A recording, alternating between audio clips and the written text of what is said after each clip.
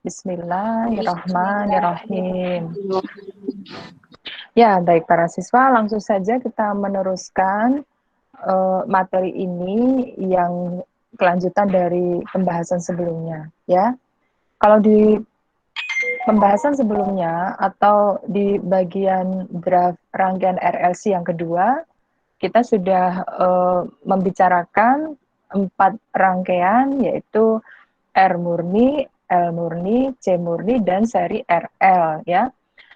Jadi ada 5 hal yang harus dikuasai siswa untuk menjelaskan kelima rangkaian yang tadi saya sebutkan, yaitu ada karakteristiknya, fasornya, persamaan trigonometrinya, gelombang sinusoidalnya, dan yang terakhir adalah persamaan kelistrikannya. Nah, baik para siswa, kelanjutan dari kelanjutan untuk pertemuan hari ini, kita membahas tentang seri RC, yaitu yang sifatnya adalah kapasitif, ya. Nah, kita lihat para siswa. Aduh, masih banyak yang masuk, padahal sudah mau saya mulai, ya. Saya lanjutkan, ya. Baik, para siswa, jadi seri RC atau dia bersifat kapasitif ini artinya di dalam rangkaian itu ada 2 jenis hambatan yang mereka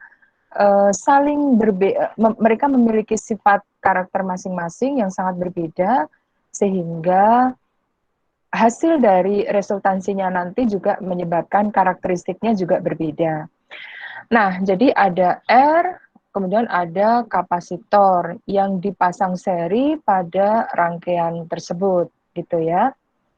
Nah, karakteristiknya kita bicarakan dulu yang pertama. Saya menulis karakteristik untuk rangkaian RC adalah I meninggalkan V. Ya, jadi kapasitif ini artinya adalah I arus meninggalkan tegangan dan beda fasenya adalah theta.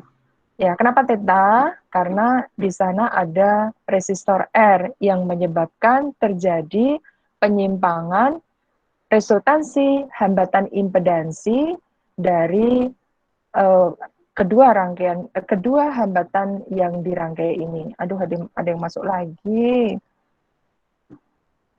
Ya, baik, saya lanjutkan. Nah, atau kalau digunakan dengan bahasa lain, ya, bahasa yang berbeda, maksudnya dibalik gitu ya. Sekarang kalau tegangannya berarti tegangan itu tertinggal dari I dengan beda fase theta. Jadi kenapa theta? Karena itu tadi ya penjelasan saya sebelumnya, disebabkan karena dia dirangkai seri dengan resistor, ya. Nah, theta ini sendiri untuk RLC itu adalah sudut yang nilainya kurang dari 90 derajat. Jadi kalau geseran nanti itu lebih dari 90, maka dia pasti bukan rangkaian RLC. Gitu ya para siswa. Jadi saya ulang, untuk rangkaian RC kapasitif atau dia bersifat kapasitif, karakternya adalah I meninggalkan V dengan beda fase theta, atau V tertinggal dari I dengan beda fase theta, ya. Saya kira tidak ada yang perlu saya teruskan lagi ya untuk mengelaborasi bagian karakteristik ini. Sekarang kita lihat fasornya, fasor yang terjadi pada rangkaian tersebut. Nah, sama seperti pembahasan di RL kemarin, ya para siswa, maka kita harus mendalami terlebih dahulu fasor hambatan dan fasor tegangannya, ya, fasor hambatan dan fasor tegangannya. Jadi untuk yang hambatan kita lihat ya bahwa resistor itu selalu kita gambar sebagai acuannya. Ya, jadi kita gambar pada sumbu X positif atau 0 derajat untuk R ini ya, para siswa ya. Sebentar, ini saya nyalakan dulu drawingnya. Nah, jadi R pada X positif. Nah, karena dia bertemu, oh ini bukan VL ya, ini VC mestinya, ini VC, lalu ini VC ya, para siswa ya. Ini salah pengetikan di bagian subjudulnya itu.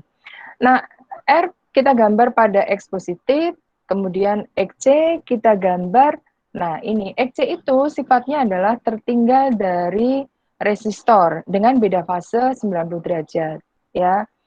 Kalau di XL kemarin kan fasornya tuh begini ya. Ini R, kemudian ini adalah XL gitu ya. Itu XL. Ya, jadi XL itu meninggalkan R dengan beda fase 90. Tapi kalau XC itu dia justru tertinggal dari R dengan beda fasor 90. Jadi begini ya XC itu. Nah, ini dia gambarnya ya. Gambarnya itu kalau XC dia tertinggal dari R.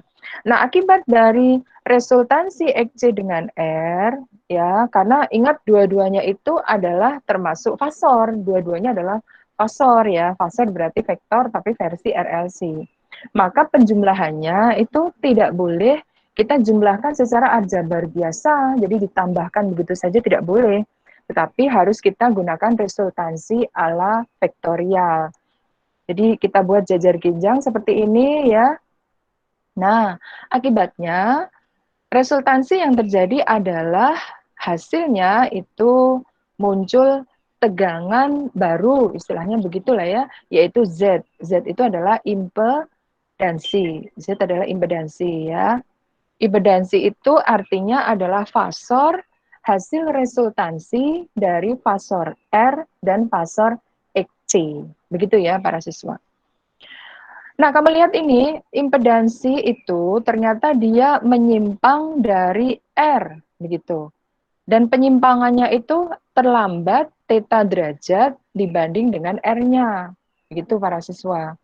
Nah, sebenarnya ini adalah interpretasi atau gambaran kepada kita bahwa R itu sebenarnya menggambar sama juga menggambar arus. Jadi itu artinya nanti kita terjemahkan ya bahwa tegangan itu ketinggalan theta derajat terhadap arus. Jadi Z interpretasi dari V, sedangkan pada R itu interpretasi dari I. Ya, semoga paham ya. Nah, kemudian itu adalah fasor hambatannya. Nah, bagaimana dengan fasor tegangannya? Nah, fasor tegangannya tentu saja itu mirip dengan fasor hambatannya. Karena tegangan itu interpretasi dari hambatan yang muncul di sini. Ya, di sini ada 3 hambatan ya, hambatan R, XC, dan resultansi dari R dengan XC yaitu Z. Sehingga fasor hambatannya itu menggambarkan juga sehingga fasor tegangan itu menggambarkan fasor hambatannya. Jadi ini adalah VR setara dengan R ya gambarnya. Kemudian ini adalah VC ketinggalan 90 derajat terhadap VR sama kan dengan fasor dari hambatannya dan resultansi dari kedua fasor tersebut menghasilkan V total yaitu yang sama dengan bentuk fasor dari impedansi Z. Begitu ya. Ini adalah fasor hambatan dan fasor tegangannya. Ini saya hapus ya yang bagian sini. Ada yang mau disampaikan tidak berkaitan dengan hal fasor hambatan dan tegangan? Ada? Sudah Tidak. paham ya? Iya, baik. Kalau tidak ada, saya lanjutkan saja ya. Nah, sekarang setelah kita paham bagaimana menggambar fasor hambatan dan fasor tegangan, maka berikutnya adalah kita gambar fasor tegangan dengan arusnya, gitu ya. Nah, kita lihat yang bagian ini ya, bagian I dengan Z nampak sekali bahwa kalau kita lihat tegangan itu ketinggalan theta derajat dari arus. Nah, jadi kalau V-nya sebagai acuan, maka V itu kita gambar pada 0 derajat ya. Sehingga dengan demikian si arusnya itu kita gambar theta mendahului daripada V. Ya, seperti ini ya gambarnya ya, arusnya. Nah, kalau I-nya sebagai acuan, maka I kita gambar pada 0 derajat atau sumbu X positif sehingga V-nya kita gambar mundur theta derajat sehingga nampak seperti ini ya, itu artinya bahwa V ketinggalan theta derajat terhadap arus. Maka fasor yang seperti ini kita sebut sebagai fasor untuk rangkaian yang bersifat induktif, tetapi tidak murni. Ya, kalau murni itu 90 derajat. Kalau theta berarti ada R yang menyebabkan impedansi atau tegangan itu menyimpang dari acuannya. Oke? saya lanjutkan atau ingin ditanyakan, silahkan di bagian sini. Kayaknya hanya kelanjutan dari kemarin saja ya. Halo? Kalau tidak ada, saya teruskan dengan uh, oh ya, baik. Ada saya teruskan dengan persamaan gelombang sinusoidalnya ya. Jadi persamaan matematisnya. Nah, seperti halnya yang penjelasan saya sebelum-sebelumnya, maka kita harus melihat tinjauan acuan dari kedua besaran tadi gitu ya. Jadi V sebagai acuan dan I sebagai acuannya. Kalau V sebagai acuan maka fasornya tentu saja yang ini ya. Fasor yang ini nih V sebagai acuan. Nah, kita lihat bahwa V itu berangkat pada sudut fase awal 0 derajat. Oh, berarti penulisan persamaan matematisnya adalah V sama dengan Vm sin omega T. Sebenarnya plus 0 ya, tapi plus 0 itu tidak mengubah bentuk karena plus 0 itu tidak mengurangi bentuk dari persamaan tersebut ya. Nah, kalau I-nya bagaimana? Oh, I-nya itu nampak sekali bahwa I-nya itu meninggalkan theta dari V, berarti di sini harus ada penjumlahan theta derajat. Itu artinya I meninggalkan theta terhadap P. Ya. Lalu kalau I sebagai acuan, maka tentu saja yang I-nya ini kita jadikan fase keberangkatannya 0 derajat. Berarti di sini ya, maka nampak sekali bahwa I sama dengan IM sin omega T plus 0. Plus 0 tidak perlu ditulis nolnya ya. Kemudian V-nya dia terlambat theta, berarti dikurang theta derajat. Itu adalah persamaan trigonometri atau persamaan matematika untuk gelombang dari kedua besaran RLC ini ya. Nah, sekarang kalau persamaan matematisnya itu sudah paham, saya lanjutkan kepada grafiknya. Nah, grafiknya nih. Grafik V dengan I yang kita nanti akan gambarkan. Grafik V dengan I, maka tentu saja acuan V kita lihat dan acuan I kita lihat juga grafiknya. V sebagai acuan, berarti itu artinya V kita gambar pada keberangkatan 0 derajat. Karena ini kan sebenarnya plus 0 ini ya, yang bagian ini kan plus 0 nih ya, cuma nggak ditulis tuh. Jadi V saya gambar di sini, dimulai dari 0 derajat pada sumbu Y. Begitu ya. Nah, kemudian I-nya itu karena dia meninggalkan dengan beda fase theta, meninggalkan V dengan beda fase theta, maka I saya geser ke sebelah kiri. Ya, tapi geserannya tidak boleh 90 derajat atau lebih, ya, hanya theta saja. Berarti sedikit saya geser ke sini ya. Nah, pokoknya sudut sudut theta itu sudut yang lebih kecil daripada 90 derajat. Tidak boleh 90 ya, karena 90 itu artinya dia adalah C murni gitu ya. Nah, ini kan nggak murni, ada R-nya. Sehingga tentu saja tetanya itu kurang dari 90. Jadi kita geser ke kiri 90. Akibatnya apa? Akibatnya kedudukan I untuk sumbu Y ini kan sumbu Y ya, dia akan mendahului V ketika V-nya itu bernilai 0, E-nya sudah berharga positif tetapi belum maksimal gitu loh para siswa. Nah, kemudian kalau kita teruskan grafiknya adalah seperti ini ya, grafiknya adalah ya yang ada apa namanya alur lengkung yang tidak patah-patah ini. Sedangkan kalau ini saya gambar patah-patah, ya mengapa saya gambar patah-patah? Karena untuk membedakan saja bahwa yang ini P, yang satunya I gitu aja. Ya, kemudian bagaimana kalau I-nya sebagai acuan? Kalau I-nya sebagai acuan sama ya, berarti kita ke sini nih. Ya, persamaan matematik yang saya kasih panah ini ya. I sebagai acuan berarti I saya gambar keberangkatan awal 0 derajat, ini dia ya, ini kita gambar dulu dan seterusnya. Sedangkan V-nya itu kita gambar tertinggal karena minus ya, berarti kita tarik ke kanan tuh ya, tarik ke kanan agar supaya tujuannya V itu jatuhnya negatif. Ini dia, ya V jatuhnya negatif, tapi belum mencapai maksimum fase bawah. Ya, jadi jangan sampai dia kita gesernya kebablasan 90 derajat. Ya, kita hanya menggeser theta saja. Lalu diteruskan dan seterusnya seperti yang kamu lihat pada gambar di bagian ini ya. Ini saya hapus saja ya supaya tidak mengganggu ini ya. Nah, ini dia. Oke ya, para siswa. Nah, sekarang kita lihat bagaimana kalau kita komparasi dengan resistif ya. Biasa kan kita kalau membuat grafik itu biasanya kita hanya menggeser-gesernya saja kan. Nah, ini dia komparasinya. Kita lihat ya. Kita lihat gambar yang atas dulu nih ya. Kalau V sebagai acuan. Nah, ini saya kembalikan dulu I-nya, grafiknya ya, saya kembalikan dulu ke posisi, nah ini dia, ke posisi resistif. Artinya ini, grafik ini menunjukkan adalah V dengan I satu fase. Satu fase disebabkan karena keduanya itu berangkat pada sudut keberangkatan yang sama dan keduanya itu memiliki nilai ekivalen yang sama pada setiap waktu gitu ya. Jadi kalau T-nya di sini ternyata I-nya maksimum, V-nya juga maksimum.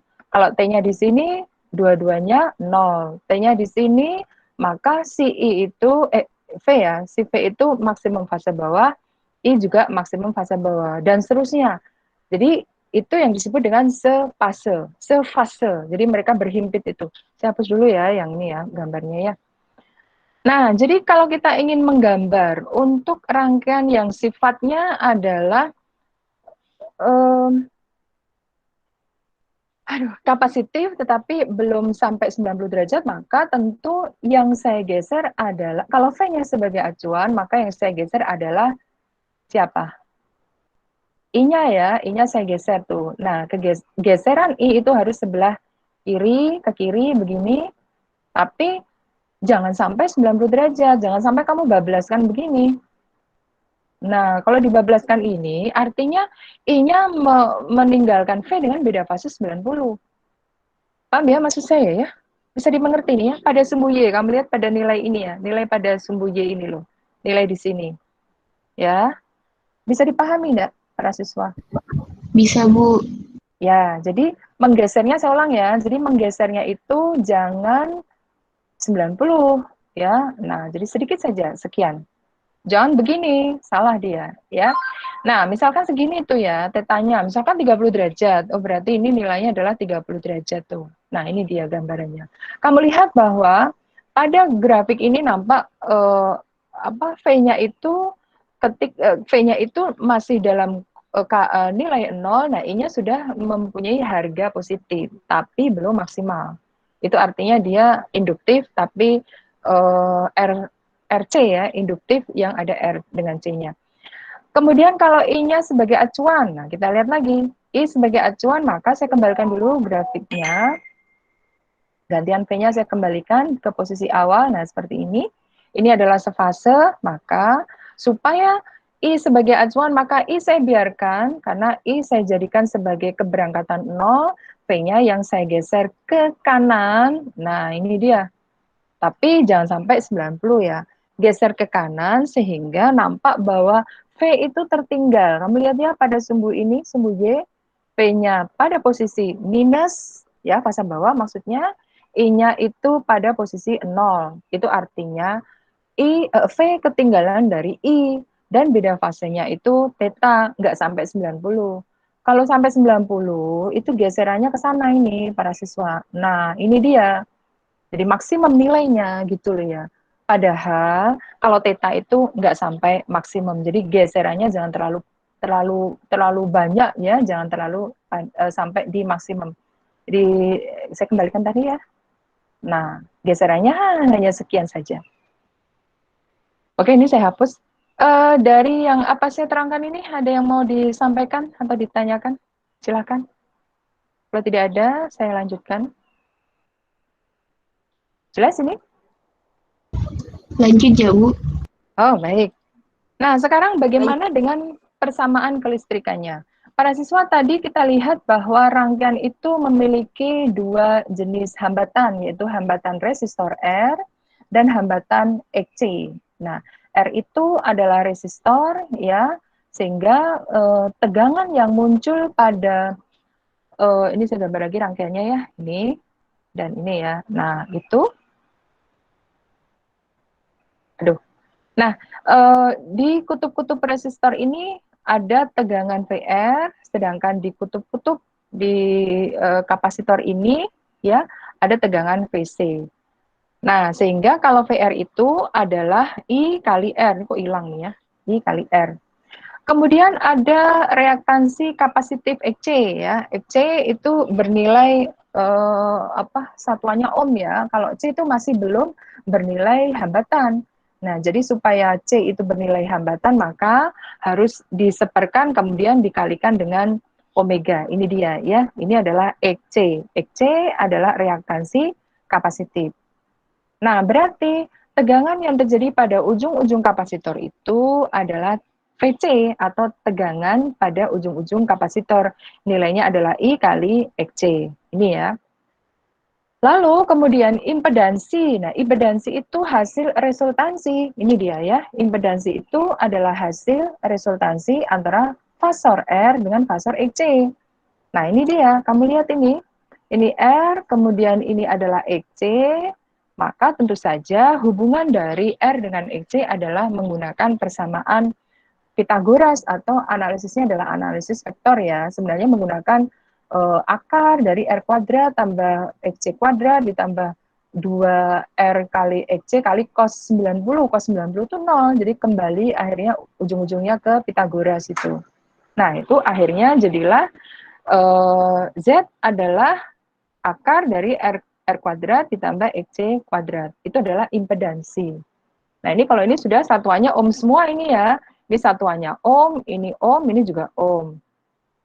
Lalu bagaimana dengan V-nya? V totalnya sama ya. V totalnya adalah akar dari VR kuadrat ditambah VC kuadrat. Nah, V total itu adalah perkalian dari I dengan impedansinya gitu. Nah, ada satu lagi yang perlu dibahas di sini adalah bahwa ketika kita melihat ya,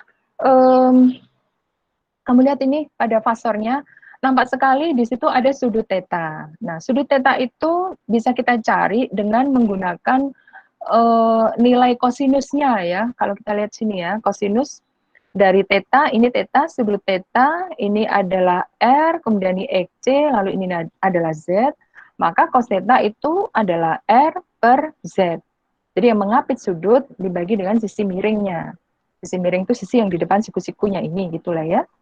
Nah, jadi kalau begitu bisa juga diinterpretasikan cos theta itu kalau menggunakan nilai hambatan ini ya, kalau menggunakan nilai dari tegangan juga sama ya. Cos theta itu adalah PR dibagi dengan V total begitu ya kalau kita melihat dari fasornya. Nah, berarti kalau begitu tetanya berapa derajat? Nah, tetanya itu adalah arkes cos R per Z. Ya, arkes itu hanya teknik penulisan ya pada saat kita menemukan harga yang harus kita cari dari tabel atau dari kalkulator misalkan. Misalkan begini ya, kalau cos theta sama dengan setengah, oh kita tahu itu tetanya berapa kalau cos theta sama dengan setengah, berapa derajat dia? Berapa? Halo? Halo, kok diam semua? Cos theta sama dengan setengah, berarti tetanya berapa? Halo? Halo, para siswa? Iya, kok 60 lama derajat. sekali sih jawabnya. 60 derajat. Nah, itu kalau dia sudut istimewa ya. Nah, bagaimana kalau sudutnya itu sudut yang bukan, nilainya bukan menghasilkan sudut istimewa, misalkan kayak gini nih. Cos theta itu sama dengan sepertiga. Nah, ini kan berarti tetanya berapa? Kita kan nggak tahu nilainya. Atau nilainya bisa kita lihat di tabel atau bisa juga di kalkulator. Nah, ini ada teknik untuk penulisan saja ya. Theta itu adalah arkes cos sepertiga. Sebenarnya 60 derajat itu juga bisa ditulis begini, arkes cos setengah. Seperti itu ya. Nah, teknik penulisan ini tidak diperlukan kalau kita berhadapan dengan sudut istimewa, ya. Tapi kalau kita berhadapan dengan sudut biasa yang kita harus menggunakan tabel atau menggunakan kalkulator ya, maka penulisannya seperti ini, ya. Semoga paham ya, para siswa. Ada yang mau disampaikan atau ditanyakan dari apa namanya pada sampai pada rangkaian yang ketiga ini, rangkaian yang kelima ya, seri RC atau kapasitif. Ada? Halo, para siswa? Tidak, Bu. Betul, sudah paham semuanya? Baik, kalau sudah paham semuanya, saya memiliki beberapa soal yang saya ambil dari LKS ya. Dan soal ini saya ambil 5 bagian saja yang kira-kira bisa menggambarkan bagaimana sih soal rangkaian RLC itu gitu loh ya, sehingga kalian bisa paling tidak bisa mengerti dasar-dasar dari RLC itu ya. Kita lihat soal yang pertama ya, waktunya tinggal berapa menit nih ya? 7 menit kah? Kita lihat ini, nomor 1. Halo semuanya, masih dengan saya? Halo? Masih, Bu. Masih, Bu. Yang lain?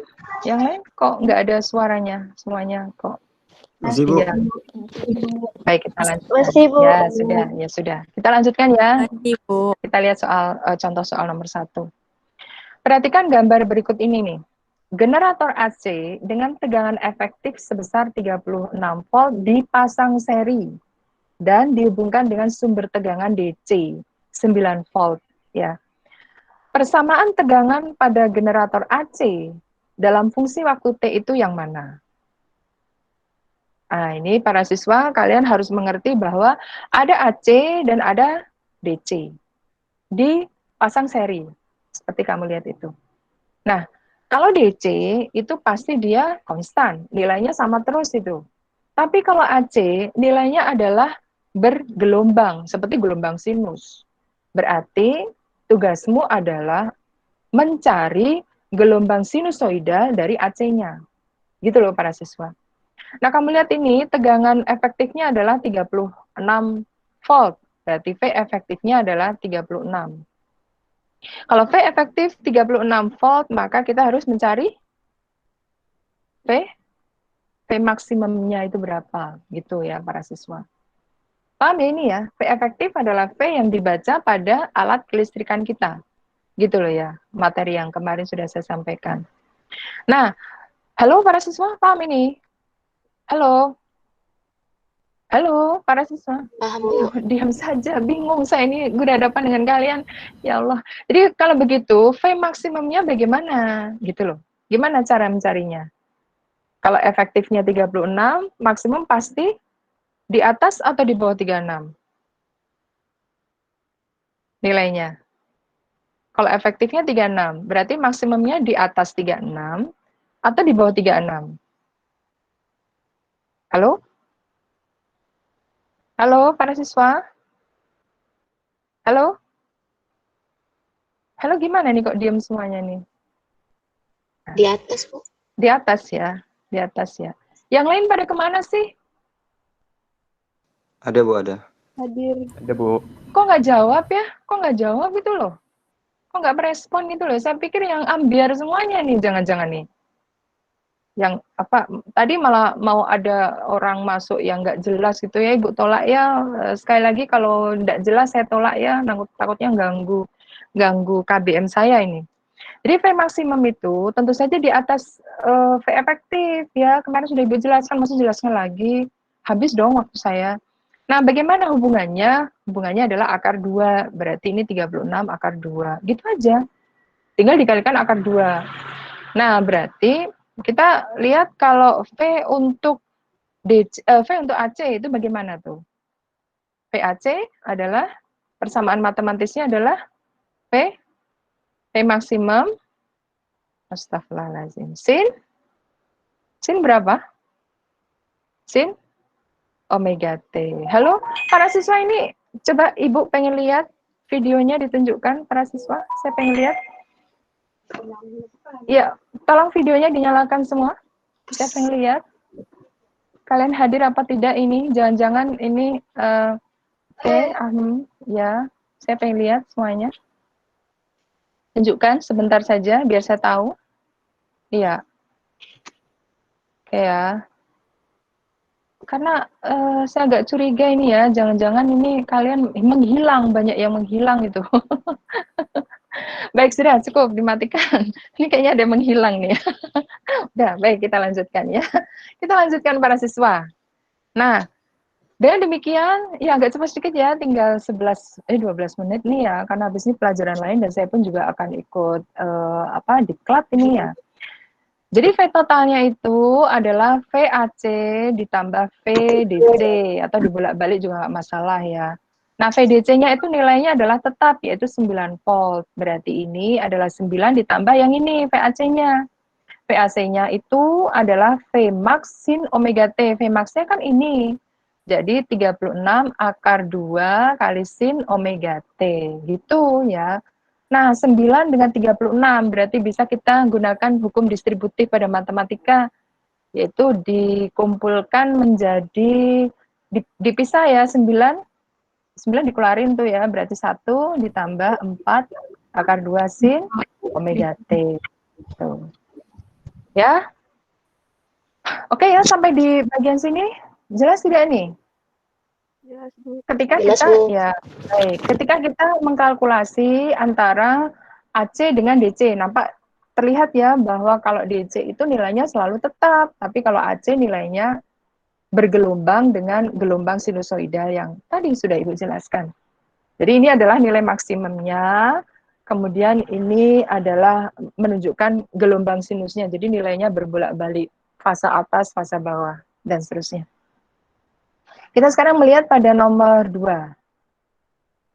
Perhatikan gambar berikut ya. Suatu sumber tegangan AC itu dihubungkan ke osiloskop. Seorang siswa mengatur tombol skala vertikal pada angka 4 volt per div. Div itu maksudnya division ya, jadi bagian, perbagian. Jadi satu kotak itu berarti nilainya adalah 4 volt gitu loh para siswa.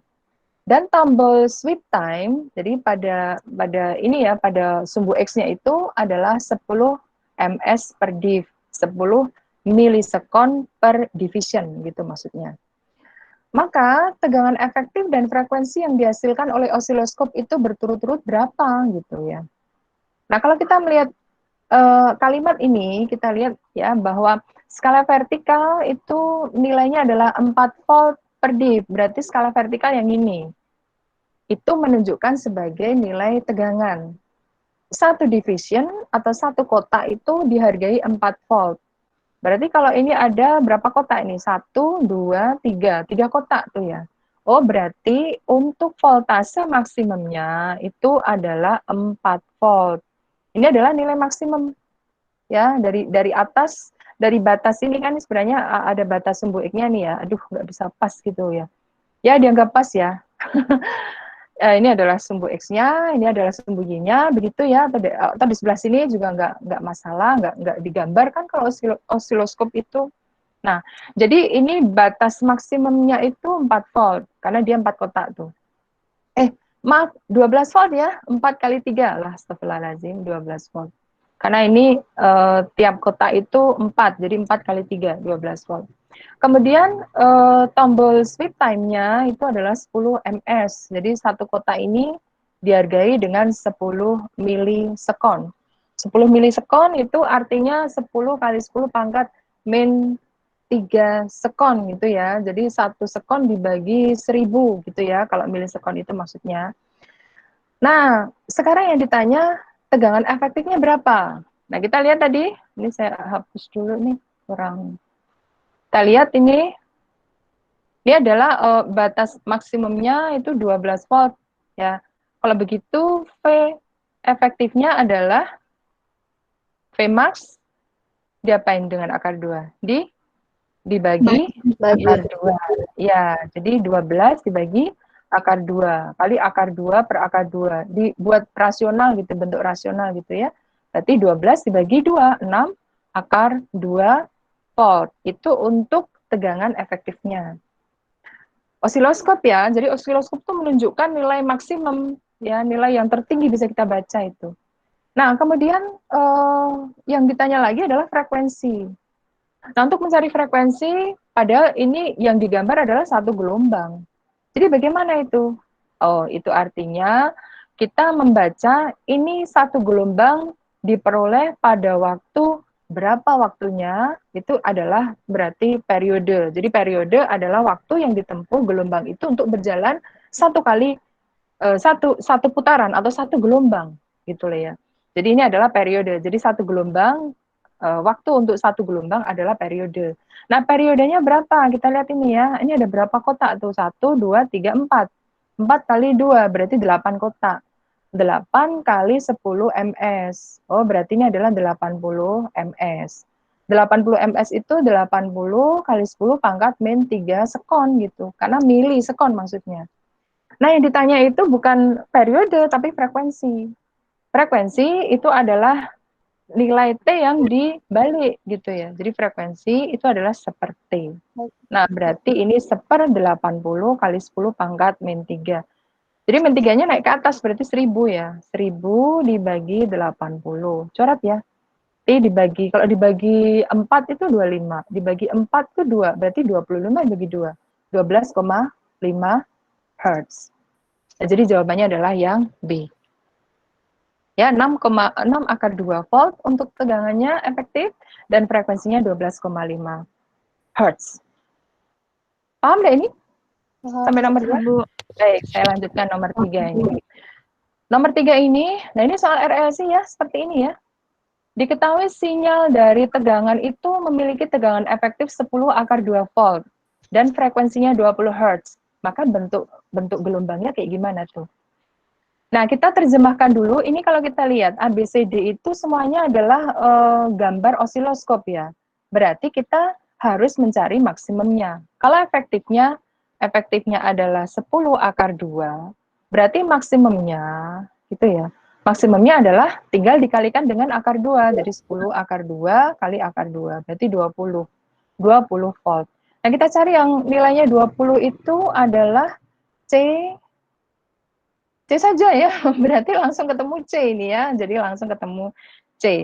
Walaupun kalau kita ingin mencari, betul nggak ya itu frekuensinya 20 Hz gitu loh ya. Ya sudah, kita cek dulu ini, betul nggak ini 20 Hz. Kalau kita lihat ya, ini adalah 2 gelombang itu ya. Nah, 2 gelombang. Atau 1 gelombang itu, yang ini, kita soroti yang ini. 1 gelombang itu periodenya, ini periodenya adalah 50 milisekon. Jadi satu periode itu 1 gelombang. Perjalanan untuk 1 gelombang. Nah, kalau 50 Hz berarti 50 kali 10 pangkat min 3 sekon begitu. Sehingga frekuensinya adalah kita balik 1/T gitu loh ya. 1/T ya. Oh, berarti frekuensinya adalah 1/50 kali 10 pangkat min 3 gitu ya para siswa ya. Nah, berarti frekuensinya berapa ya? 1000 dibagi dengan 50. Begitu. Berapa ini? 20 ya? 20 Hertz. Oh, maaf. Ini ngapain saya cari frekuensi? Oh iya, sama ya. Betul, astagfirullahaladzim. 20 Hertz ya. Jadi ini dia. Sama dengan yang di soalnya itu. Ya, semoga paham ya para siswa.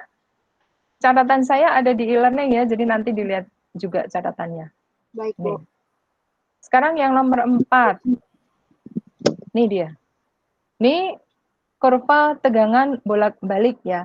Fungsi yang tepat untuk menggambarkan kurva tersebut itu bagaimana? Kamu lihat ya, di bagian maksimum itu 8 ya. Berarti maksimumnya 8. Oh, berarti kemungkinannya adalah A, B, dan C. Yang ini salah semuanya. Tapi yang A itu -8, berarti tidak boleh kita ambil nih ya. Ya, bukan min V maksimum, tapi V maksimum. Berarti kemungkinan B dengan C. Nah, sekarang tinggal memperhatikan itu berapakah omeganya, ya. Apakah omeganya 10T atau 10 pi atau 100 pi. Nah, kita lihat ini, sekali lagi ini adalah satu periode. Periodenya adalah 20 milisekon. Itu berarti frekuensinya adalah 1/20 milisekon. Berarti kali 10 pangkat min 3. Berarti 1000 dibagi 20 gitu ya. Berarti 50 Hertz. Itu untuk frekuensinya. Nah, berarti persamaan matematikanya. P adalah Vm sin omega T. Kan gitu ya. P sama dengan PM sin 2pi Ft. Berarti V sama dengan PM-nya tadi, ini 8 ya, boleh atas boleh bawah sama 8 sin 2P kali 50T, berarti 8 sin 100 PT. Jadi jawabannya adalah yang Charlie. Oke, paham ini? Terakhir, halo para siswa. Paham, Bu. Aduh ya Allah. Jadi terakhir yang nomor 5 ini. Aduh, kelas ini nih. Ya Allah, la haula wala quwata illa billah. Suatu induktor memiliki induktansi diri sebesar 250 mili-Henry. Berarti ini L nih ya. L adalah 250 mili-Henry. Jadi kalau jadikan Henry, 250 kali 10 pangkat min 3 Henry. Kan begini ya. Kemudian rangkaian itu dihubungkan dengan sumber tegangan yang persamaannya adalah ini. Aduh, malah saya coret tuh ya. Aduh, persamaannya ini. Nah, V sama dengan 150 omega T. Oh, ini artinya sin ya. Aduh, sin omega T. Berarti 150 itu artinya adalah VM. Jadi VM-nya adalah 150 volt. Gitu loh ya. Jadi yang di depan sin itu adalah nilai maksimumnya. Kemudian arus maksimumnya itu 3 ampere. Oh, berarti I maksimumnya itu adalah 3 ampere. Nah, pertanyaannya berapa sih periode arus AC yang mengalir melalui induktor itu? Berapa sekon dia? Berarti yang ditanya adalah T-nya. Nah, bagaimana ini menyelesaikannya? Kamu lihat ini, induktor pada rangkaian induktor, berarti dia induktor murni itu. Jadi rangkaiannya tuh begini nih. Nah, gitu nih rangkaiannya. Jadi rangkaian yang bersifat induktif atau induktor murni tapi. Itu artinya ada XL di sana. Ya. Nah, XL itu diperoleh dari pembagian antara V dengan I. Ya, karena V sama dengan I kali XL. Oh, jadi kalau begitu XL-nya adalah VM dibagi dengan IM. VM-nya 150, IM-nya 3 ampere. Berarti berapa ohm ini? 50. 50 ohm. Nah, ini 50 ohm itu adalah XL ya. Padahal XL itu adalah omega kali L gitu lah ya. Oh, jadi 50 sama dengan omega. Omega itu adalah 2 pi F atau pi per T. Kan gini boleh tuh ya. Dikalikan dengan L-nya. Oh, kalau begitu 50 sama dengan 2 pi kali L-nya tuh ini. Berarti 250 kali 10 pangkat min 3 dibagi T. Kita bagi 51, kita bagi 55. Oh, berarti T-nya lukir bukan perkalian silang ya. T adalah 10 pi kali 10 pangkat min 3. Kalau P-nya kita bongkar itu 3,14. 3,14 kali 10 pangkat min 2 sekon. Nah, itu dia jawabannya ya. Baik, para siswa, waktunya sudah melebihi ekspektasi 1 menit, jadi hanya ini yang bisa saya sampaikan. Selanjutnya kita nanti akan menuju kepada rangkaian RLC, jadi ada resistor, kapasitor, dan induktor digabung jadi satu, tetapi di seri. Baik, dari saya cukup sekian saja. Kita akhiri saja ya pertemuan kali ini, karena saya juga akan ada kegiatan lain lagi. Jangan lupa untuk selalu mentaati protokol COVID-19 ya, stay at home. Kalau tidak ada perlunya ya tidak perlu keluar. Kalau terpaksa keluar, gunakan masker. Jangan lupa untuk selalu mencuci tangan kalian dengan sabun dan berjaga jarak 1 meter dengan yang lain. Baik, para siswa, dari saya cukup sekian. Kita akhiri dengan hamdalah bersama ya. Alhamdulillahirabbil alamin. Ya, sekian saja. Assalamualaikum warahmatullahi wabarakatuh. Waalaikumsalam warahmatullahi wabarakatuh.